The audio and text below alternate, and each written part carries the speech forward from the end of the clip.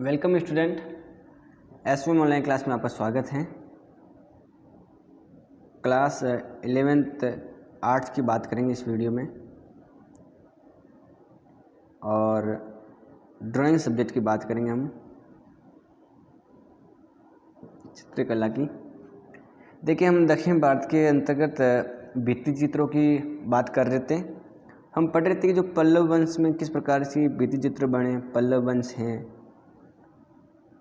पांड्य जो वंश है दक्षिण भारत के, उसकी हम बात करें, और जो चोल वंश है उसकी हम बात करें तो किस प्रकार से भारत के अंदर भित्ति चित्र परंपरा को आगे बढ़ावा मिला, हमने उसकी बात की है। ठीक है, तो उसी के अंतर्गत हमने देखा कि जो अलग अलग वंश के राजा हैं जो तमिलनाडु के अंदर दक्षिण भारत में विशेषकर फैले हुए थे, उनका जो शासन है वो तमिलनाडु के अंदर था। और देखें तो अलग अलग राजाओं ने, पल्लव वंश की बात करें तो वो भी बड़े कला प्रेमी राजा थे, उन्होंने भी संरक्षण दिया। पल्लव वंश की बात करें तो जो महेंद्र वर्मन प्रथम हैं, हमने इसकी बात की थी कि उसने 7वीं शताब्दी में पनामलई हैं, मंडकपट्टू हैं और कांचीपुरम यहाँ पर मंदिर का निर्माण करवाया था। ठीक है, और मंडकपट्टू के शिलालेख में महेंद्र वर्मन प्रथम को अनेक उपाधियाँ दी गई हैं।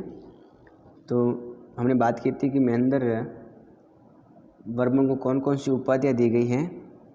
तो ध्यान रखना है कि उपाधियों के अंदर देखें तो एक तो है विचित्र चित्त, ठीक है, और जिसको जिज्ञासु मन वाला कहते हैं। एक उपाधि दी गई है चित्रकार पुल्ली, ठीक है, जिसको कलाकार केसरी भी कहते हैं। एक है चैत्यकारी, ठीक है। तो ये ध्यान रखना है आपको। और जो मेरे मंदिर और बने हैं उसमें बहुत सारे चित्र बने हैं भगवान के अलग अलग, और वो भी महेंद्र वर्मन की प्रेरणा से। लेकिन वर्तमान समय में देखें तो कम ही चित्र बचे हैं, बाकी चित्र है नहीं। उसमें सबसे बढ़िया चित्र बना है माता जी का, जिनका नाम है पनामलई देवी का मंदिर जो है। वहाँ जो आकृति बनी हुई है वो है पनामलई देवी की आकृति, बड़ी सुंदर रूप से बनी हुई है, लालनीय या लालित्यपूर्ण बनी हुई है। कांचीपुरम के मंदिर की बात करें जो तमिलनाडु के अंदर हैं, वहाँ पर भी बड़े सुंदर रूप से चित्र बने हुए हैं। भित्ति चित्रों की बात करें, कांचीपुरम के जो मंदिर हैं उस समय के जो राजा हैं पल्लव वंश के नरेश राजा की बात करें तो नरेश जो राज सिंह हैं, नरेश का मतलब राजा, नर में जो इससे जो राज सिंह हैं, उस राज सिंह के समय बहुत सारे चित्र बने हैं। वर्तमान समय में देखें तो उस समय चित्र बड़े कम ही बचे हुए हैं। उस समय अगर चित्रों की बात करें राज सिंह के समय तो जो सोम स्कंद हैं उससे जुड़े हुए चित्र बने हुए हैं। इन चित्रों के अंदर जो चेहरे बने हैं वो गोल बने हुए, गोल चेहरे और बड़े आकृति के चेहरे बने हुए हैं। रेखाओं में लयबद्धता हमें दिखाई देती है, लाइनों में लयबद्धता दिखाई देती है, और अलंकरण हमें भी इसमें चित्रों में दिखाई देता है। ये ध्यान रखना है आपको। तो ये तो हो गई पल्लव की। अब बात करते हैं जो पांड्य वंश हैं, वो जब सत्ता में आए तो उन्होंने भी कला को संरक्षण दिया। पांड्य जो वंश के राजा हैं उन्होंने भी कला को संरक्षण दिया, उन्होंने भी कला को संरक्षण प्रदान किया। एक तो बात ध्यान रखनी है। दूसरी है कि उस समय जो भी महत्वपूर्ण चित्र बने हैं कहाँ बने, तो ध्यान रखना है कि जो तिरुमलीपुरम है, वहाँ की जो गुफाएं हैं तमिलनाडु के अंदर उनमें हैं। इसके अलावा जो चित्तनवासल जो तमिलनाडु के अंदर हैं, वहाँ पर जो जैन धर्म की जो गुफाएं हैं उसमें भी महत्वपूर्ण भित्ति चित्रों की कला हमें दिखाई देती है।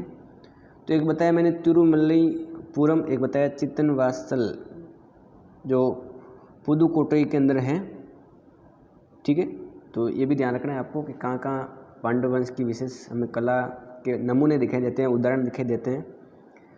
तो वापस इस जगह का नाम मैं बता रहा हूँ। एक तो जगह है आपको ध्यान रखना है कि तिरुमलईपुरम। दूसरी जगह कौन सी है तो आप याद करेंगे, जो जगह है वो है चित्तनवासल।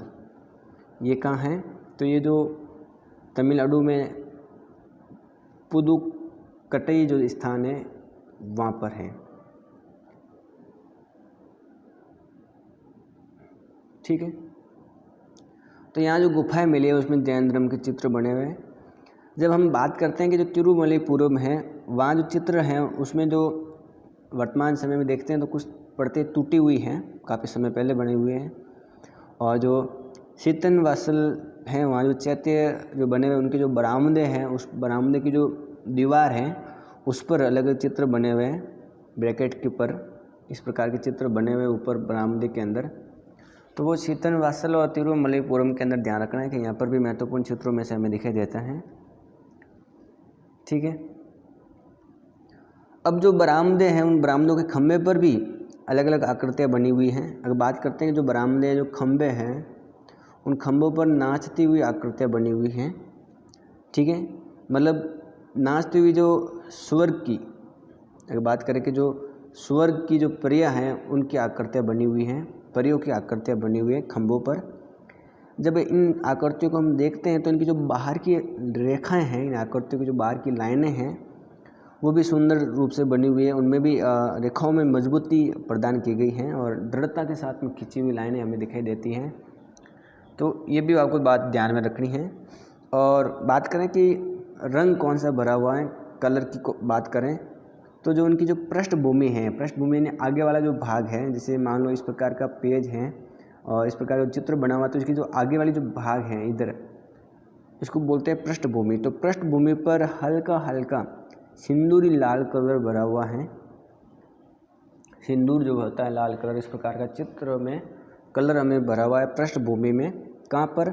तो वही जो हम बात करें कि बरामदे में जो खंभे हैं उन पर जो नाचती हुई स्वर्ग की परियों की जो आकृतियाँ बनी हुई हैं उसके अंतर्गत आपको ध्यान रखना है।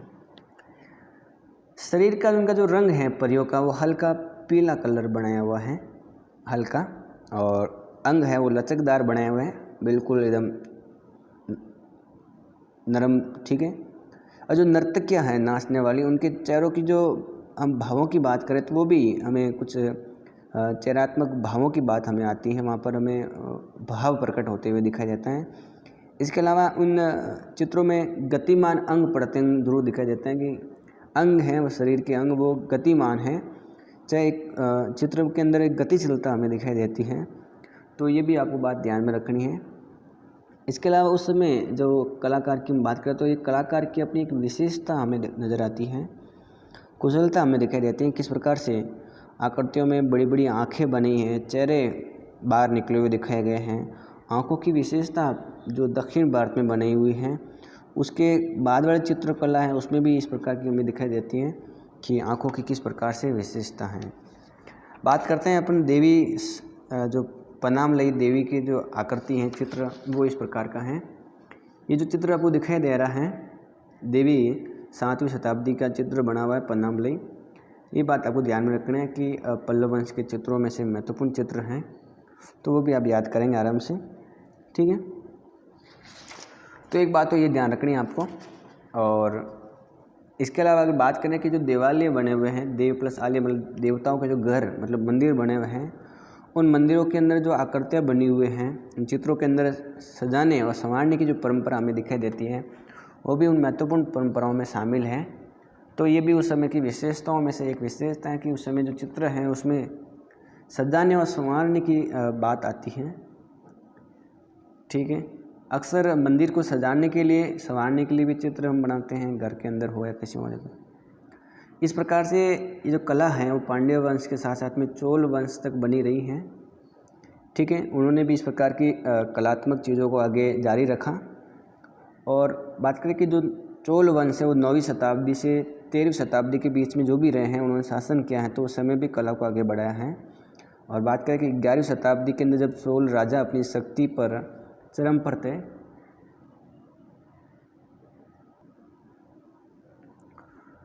तो जब 11वीं शताब्दी में देखें तो चोल वंश के जो राजा है उनकी शक्ति काफ़ी आगे बढ़ चुकी थी। तो उस समय भी चोल कला का और स्थापत्य कला का बड़ा महत्वपूर्ण रहा। उस समय स्थापत्य कला के बड़े महत्वपूर्ण नमूने बने हैं। ठीक है, तो ये भी ध्यान रखना है आपको। अगर हम चोल वंश के स्थापत्य कला को देखना चाहें तो हमें अलग अलग स्थानों के मंदिरों को हम देख सकते हैं। तमिलनाडु के अंदर जो तंजावुर है, वहाँ को अगर मंदिर की बात करें तो चोल वंश के समय के बने हुए महत्वपूर्ण मंदिर हमें दिखाई देते हैं। इसके अलावा हम बात करें तमिलनाडु के अंदर जो जगह है, एक तो है गंगैकोंडाचोलपुरम।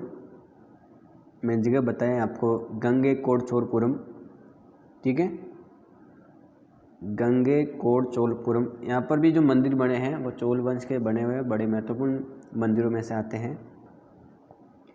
इसके अलावा जो दारासुरम जगह है वहाँ पर भी चित्र बने हुए हैं और आकृतियाँ बनी हुई, मंदिर बने हुए हैं, तो ये भी ध्यान रखना है। राजाओं की बात करें तो जो राज चोल हैं उस समय के चित्र बने हुए हैं। उसके जो पुत्र राजेंद्र चोल हैं उसने भी चित्रकला के समय या मूर्तिकला में अपना योगदान दिया। तो राज चोल सेकंड इसके बाद में आता है, राजेंद्र चोल के बाद में जो आता है वो व्यक्ति का नाम है, चोल वंश का राजा का नाम है राज चोल सेकंड। इन्होंने भी कला में अपनी महत्वपूर्ण भूमिका निभाई है, ठीक है, तो ये भी आप बात ध्यान में रख सकते हो। तो इस प्रकार के चोल वंश के राजाओं ने भी कला को आगे बढ़ाया। अगर हम चोल वंश के महत्वपूर्ण केंद्रों की बात करें तो तंजावुर है, गंगैकोंडाचोलपुरम है और दारासुरम जगह है, ये ध्यान रखनी है आपको। और अगर बात करें कि हम अगर चोल वंश की चित्रकला की बात करें, ये तो मंदिर की बात कर ली कि चोलकालीन जो चित्र बने हैं वो कब और कहाँ पर बने हुए हैं। तो चित्रों को अगर देखें तो हमें विशेषकर जो नर्तनमली हैं वहाँ पर हम देख सकते हैं।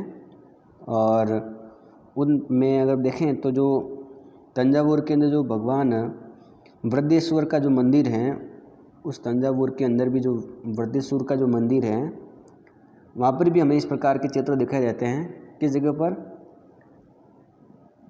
वृद्धेश्वर मंदिर के अंदर तंजावुर में है, वहाँ पर भी चोल वंश के हमें चित्र दिखाई देते हैं। तो ये भी बात ध्यान में रखनी है आपको, ठीक है। और अगर बात करें तो इनका जो ये चित्र हैं उस समय बड़े सुंदर रूप से बने हुए हैं। और ये जो चित्र हैं वो उस मंदिर के जो संकीर्ण परिक्रमा पथ हैं, परिक्रमा पथ, मंदिर के चारों तरफ जो पतले सा जो गलियारा है फेरी लगाने के लिए परिक्रमा, उस पथ की जो दीवारें हैं, पतली वाली दीवारें, उन दीवारों पर बना हुआ है, ठीक है। और जब हम देखते हैं कि इन चित्रों को जब हम अच्छी तरह से खोजबीन करते हैं तो 2 परतों में चित्र बने हुए हैं। कितने परतों में? 2 परतों में चित्र दिखाई देते हैं। और ऊपरी जो परत चित्र हैं वो 16वीं शताब्दी के समय के शासकों द्वारा निर्मित हैं, जबकि सतहों को साफ किया जाए तो अलग प्रकार की चित्र नमूने दिखाई देते हैं, जो चोलकालीन कला के महत्वपूर्ण उदाहरणों में से भी हैं। तो भगवान शिव के जुड़े हुए चित्र बने हुए हैं, शिव की कहानियाँ और कथाओं से जुड़े हुए चित्र बने हुए हैं, जिसमें कैलाशवासी शिव इस प्रकार का चित्र बना हुआ है। इसके अलावा बात करें भगवान शिव की तो त्रिपुरांतक शिव, इसकी भी आकृतियाँ चित्र हैं। नटराज शिव, इसकी भी चित्र और आकृतियाँ मूर्ति हैं, ठीक है। तो ये भी ध्यान रखना है आपको। और राज चोल और परामर्शदाता की बात करें तो जो कुरुवर उस समय जो नृत्यांगना है उस समय के चित्र बने हुए हैं। किसके समय? राज चोल के समय। तो ये भी आपको ध्यान रखना है किस समय कौन कौन सी चित्रकला को विशेष महत्व मिला, ध्यान उस समय आता है, तो ये भी ध्यान रखना है आपको। तो सारी बातें आप याद करेंगे चोल वंश की। और हमने पांड्य वंश और चोल वंश और पल्लव वंश की बात कर ली चित्रकला के अंतर्गत। अब बात करते हैं विजयनगर की भित्ति चित्र। किसके समय, किसके स्थान पर? विजयनगर की बात करते हैं। बात करेंगे विजयनगर की।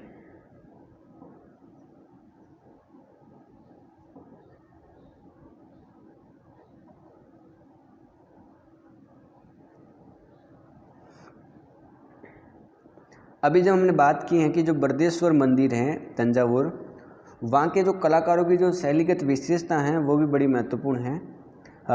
उन कलाकारों की जो विशेषता है, चित्रकला का जो तरीका है वो कई वर्षों तक चला गया है और उनका अभ्यास हमें दिखाई देता है। कलाकारों के, उनमें लाइनें सुंदर रूप से खींची हुई हैं। शरीर जो आकृतियाँ हैं, शरीर उसकी हाव भाव हमें यहाँ नज़र आते हैं, ठीक है, तो वो भी हमें नज़र आते हैं। और चोलकालीन कलाकारों की परिपक्वता हमें दिखाई देती है, तो ये भी ध्यान रखना है आपको। लेकिन जब चोल वंश का पतन हो गया तो उसके बाद में जो विजयनगर के जो राजवंश हैं उनका आधिपत्य जमा हो गया। 14वीं से लगाकर 16वीं शताब्दी के बीच तक हम देखें तो विशेषकर विजयनगर के जो राजवंश हैं उनका आधिपत्य हो गया चोल वंश के बाद में। तो पल्लव वंश हो गया, पांड्य वंश हो गया, ठीक है, चोल वंश हो गया, उसके बाद में विजयनगर के जो राजवंश हैं उनकी कला हमें दिखाई देती हैं। अगर हम बात करें तो जो हम्पी हैं कर्नाटक के अंदर, वहाँ के चित्र भी हमें बड़े महत्वपूर्ण लगते हैं। हम्पी के चित्रकला को भी देखा जा सकता है। मूर्तिकला तो हम्पी की महत्वपूर्ण है ही है, वो भी आपको ध्यान में रखना है, तो वो भी महत्वपूर्ण मूर्तिकलाओं में शामिल है। तो विजयनगर के जो राजा हैं उन्होंने हम्पी को अपनी राजधानी बनाया। हम्पी से जो त्रिची तक के जो समस्त क्षेत्र हैं उनका नियंत्रण था। अगर इनके नियंत्रण की बात करें तो हम्पी से लगाकर जो बात करें त्रिची जगह है वहाँ तक इनका आधिपत्य था और हम्पी की इनकी राजधानी थी। इन्होंने अनेक मंदिरों का निर्माण करवाया, विजयनगर के जो राजा हैं उन्होंने, ठीक है। विजयनगर के राजाओं ने अगर मूर्तिकला की बात करें तो अनेक चीज़ों का स्थापत्य कलाओं का ध्यान दिया है। और बात करें कि उन्होंने जो मंदिर बनाए हैं वो वर्तमान समय में देखें तो जो त्रिची के पास में बने हुए हैं, त्रिची, और त्रिची देखें तो जो तिरुपराकुरुनम है, जगह का नाम आप याद करेंगे, तिरुपराकुरुनम, जो तमिलनाडु के अंदर है, तिरुपराकुरुनम त्रिची के पास। यहाँ पर 14वीं शताब्दी के जो चित्र बनाए हुए हैं वो विजयनगर के अंतर्गत हैं। और विजयनगर शैली की बात करें, विजयनगर की अगर स्पेशल शैली की बात करें चित्रकला की दृष्टि से, तो आपको ध्यान रखना है कि विजयनगर की शैली में आरंभिक जो चित्र बने हुए हैं वो हम्पी के अंदर भी बने हुए हैं। और जो विरूपाक्ष जो मंदिर हैं, कौन सा मंदिर, आंध्र प्रदेश के अंदर है विरूपाक्ष मंदिर, वर्तमान में कहाँ है, आंध्र प्रदेश का विरूपाक्ष का मंदिर। उस मंदिर की जो मंडप है उसके अंदर जो छत बनी हुई है उसके ऊपर भी चित्र बनाए हुए हैं। तो वापस सुनेंगे कि जो विरूपाक्ष मंदिर है उसके अंदर जो छत है, पहली बात है जो मंडप है उस मंडप की जो छत है उस छत के ऊपर भी बहुत सारे चित्र बनाए हुए हैं, ठीक है। ये भी महत्वपूर्ण बात आपको ध्यान में रखनी है, छत के ऊपर। और अगर बात करें तो उसमें छत पर जो चित्र बने हैं वो वंश के इतिहास की घटनाएं बनी हुई हैं, उसमें रामायण की, महाभारत की घटनाएं बनी हुई हैं, ठीक है। और इसके अलावा बात करें तो जो गुरु जो उस समय हरि और बुक्का, दो पल्लव वंश, विजयनगर के दो वंश के जो दो भाई थे विजयनगर में, तो विजयनगर की अगर स्थापना की बात करें तो 1436 में होती हैं, वो हम आगे बात करेंगे 15वीं शताब्दी के अंतर्गत। लेकिन मैं आपको ये कह रहा हूँ कि उसमें जो विरूपाक्ष का जो मंदिर है वहाँ दीवारों पर रामायण से जुड़े हुए महाभारत के चित्र बने हुए हैं। और जो हरि और बुक्का महत्वपूर्ण राजा हैं विजयनगर का, उस बुक्का के जो आध्यात्मिक गुरु हैं जिनका नाम था विद्यारण्य, उनको एक पालकी में बैठाकर शोभा यात्रा निकालते हुए चित्र बना हुआ है। एक चित्र बना हुआ है जिसमें हरिहर और बुक्का के जो आध्यात्मिक गुरु हैं जिनका नाम है विद्यारण्य, उनको एक पालकी में बैठा करके शोभा यात्रा निकालते हुए दर्शाया गया है।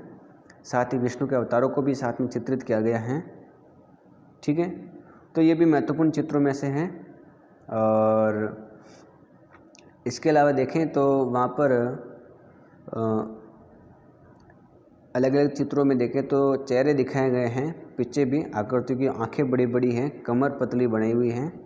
आंखें कैसी है, बड़ी हैं, कमर उनकी पतली बनी हुई हैं। और आंध्र प्रदेश जो वर्तमान समय में वहाँ हिंदूपुर के पास में लेपाक्षी जो शिव मंदिर हैं, उस शिव मंदिर में भी चित्रकला के नमूने देखे जा सकते हैं। परंपराओं की दृष्टि से देखें तो विजयनगर के अंदर चित्रात्मक जो शैली हैं उसमें हमें भावात्मक शैली दिखाई देती हैं, भाव दिखाई देते हैं। चित्रकला के अंदर क्या दिखाई देती है, भावात्मक चित्र शैली दिखाई देती हैं। यहाँ जो चित्र बने हैं उन चेहरों के पीछे, चित्र के जो चेहरे हैं उनके पीछे भी अलग अलग प्रकार की आकृतियाँ बनी हुई हैं। और यहाँ जो आकृतियाँ हैं वो 2 आयाम की बनी हुई हैं, लंबाई चौड़ाई, जिसमें गहराई नहीं है, इस प्रकार की आकृतियाँ बनी हुई हैं। तो ये आकृतियाँ भी आपको ध्यान में रखनी है, किस प्रकार की आकृतियाँ बनी हैं। और महत्वपूर्ण चित्रकला के नमूने यहाँ दिखाई देते हैं। तो ये सारी चीज़ें आपको ध्यान रखनी है। अगर हम विरूपाक्ष के मंदिर की बात करें तो आप देख सकते हो कि किस प्रकार का ये चित्र दिखाई दे रहा है। विजयनगर लेपाक्षी के अंदर मंदिर में इस प्रकार का चित्र बना हुआ है, प्राचीन समय का महत्वपूर्ण चित्र में से एक है। सुंदरता दिखाई दे रही होगी आपको नेट पर सर्च करके इस मंदिर की जो चित्रकला है उसको आराम से विस्तार से देख सकते हो कि किस प्रकार की कला यहाँ दिखाई देती हैं, महत्वपूर्ण कला। तो ये भी आपको ध्यान में रखनी है, ठीक है। तो इस प्रकार से हमने अलग अलग वंश की कला को देखा है। बात करेंगे जब 17वीं और 18वीं शताब्दी में, तो जो अलग अलग स्थान हैं वहाँ पर भी चित्र बने। जैसे बात करें तो जो तिरुपरा कुर्नम है तो वहाँ चित्र बने, श्री जो रंगम है वहाँ पर चित्र बने। इसके अलावा जो तिरुवरूर जगह है वहाँ पर भी चित्र बने हैं।